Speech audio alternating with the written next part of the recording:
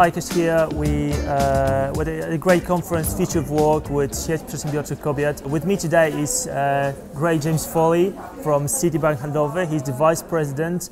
Are you Vice President of Polish operations or in general? Polish operations. Polish operations, right.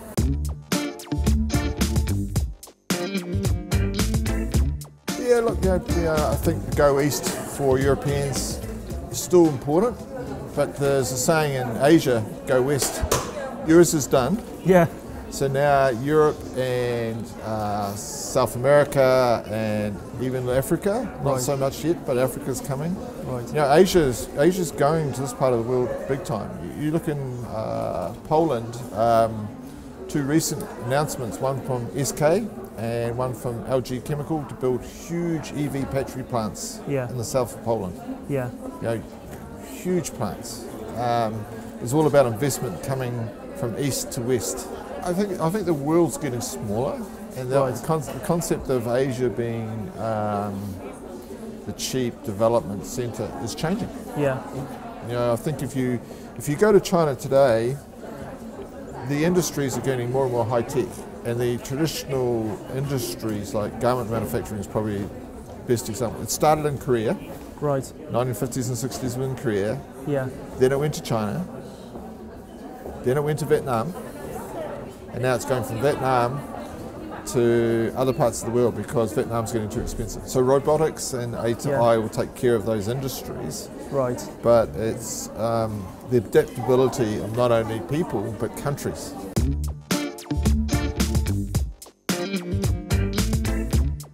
I don't say robotics is going to be swept aside. I think robotics will do a lot of the functions that IQ used to be need to.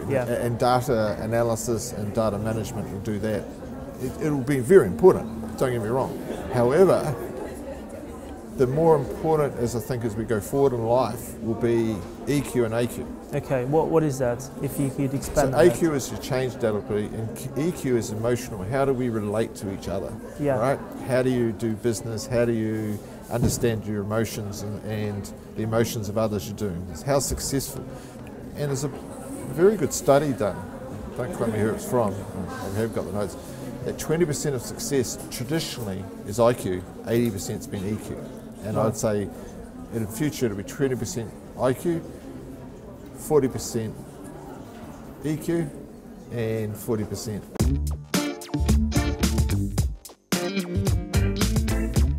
Look, you know, I think if you ask a lot of the experts and you read media, no offence to media and other people, but you know, they say that the future of the world's going to be really harder on the women than the men. I personally don't believe that. Okay. Right? And for the very reason we spoke about EQ and AQ, I think in most cases, not all, because individuals are individuals, whether you're male, female, or whatever, make it. And I think traditionally they have an advantage over EQ and AQ. Yeah. Right? Their life changes a lot more than the males change traditionally. Even if you look through historical and generations, women in society have had to change just in their lifetime a lot more than men probably do, who grow up, say they're going to, like in my case, grow up, you're going to be a farmer, you're going to be a farmer, but I don't have to grow up, have a career, go through child birth, child raising and stuff with the father, of course, being involved. They have a lot more change. They've had a lot more change in their lives right from day dot. So going forward, I think they're much better equipped to adapt better. Right. Women entrepreneurs, I think, are going to be, there's no disadvantage. Yeah. They may even have an advantage, is how I'd say it.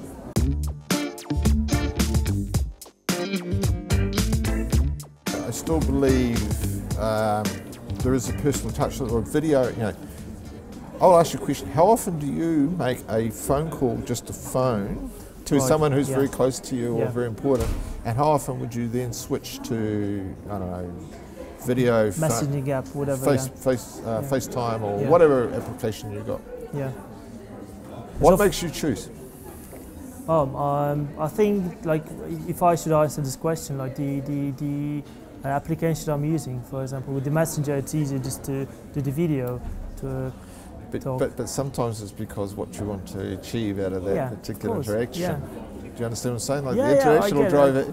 So that's, sorry, I shouldn't be asking you the question. You should be asking No, it's okay. I mean, it's always nice to switch roles, but I get it. So like the person touch and always just to be. I don't mean like, you know, physical touch and meeting people, I think will still remain important. I think if you look at the change in the last 10 years, you know, the advent of video conferencing. You know, I don't know if you remember, but when they first came out, Panasonic and all these guys said that video conferencing will kill the airline industry. Yeah, it was supposed to be. Kill the airline industry. Hasn't happened. Airlines are growing more and more. Yeah. And you look at the airline industry today is reconfiguring planes to put more business class seats in planes on long haul than they are to economy. Now, sure, there's a expectation of people to travel more comfortably and more wealth in the world, right. So that's one explanation. The other explanation is the face-to-face in business hasn't died, it's actually growing. Yeah. But so is video conferencing. Yeah. So both are growing. Right. So how does that translate into the future of banking industry? Those two forces tugging on each other. Like, so will you be, so to speak, employing more people, flesh and bones, or? Look, I think, you know, again, like every industry, robotics and those will take some of the menial tasks away. But, you know, I could ask you another question. What will make the difference apart from fee, cheapest interest rate, best interest rate, you know, whether you're borrowing or lending, whether you're borrowing or depositing? Yeah.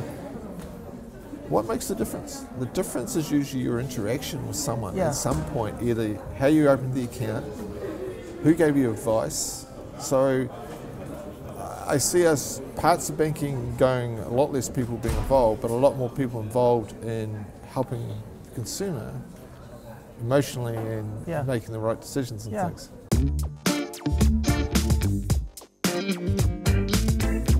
You look in China, where I've mentioned it in the speech, you know, online diagnosis, you know, wearables, give a blood, and it's on a device, scan you remotely. You know, the idea of these scanners being multi-million-dollar machines in this room in a hospital are changing dramatically. Technology is going to take care of them. Yeah. So online diagnosis through an algorithm is becoming more, but, you know, interestingly, those apps, they still have a video. Yeah. So you still can see the doctor. Yeah. Do you understand what I'm saying? So the actual diagnosis, the technical part of finding out exactly what's wrong with you may be done by artificial intelligence or robotics or whatever, data management, data algorithm, right? But the communication with you maybe still main but EQ, because the EQ element is, it's not what you're told, you know, you're seriously ill. Yeah. Computer come up saying you're seriously ill, or someone going through and explaining to you, what do you want? Yeah.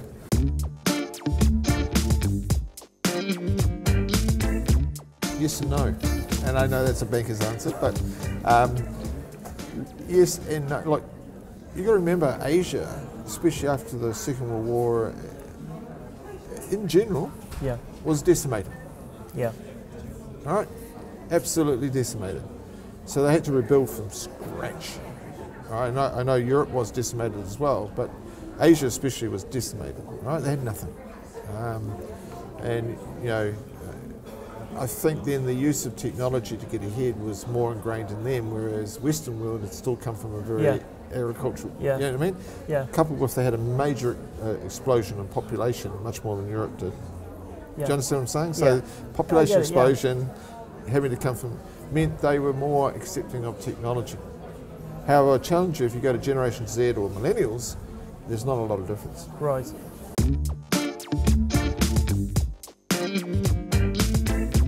I don't know, but there's a Netflix one on at the moment which scares me because I actually see it becoming reality.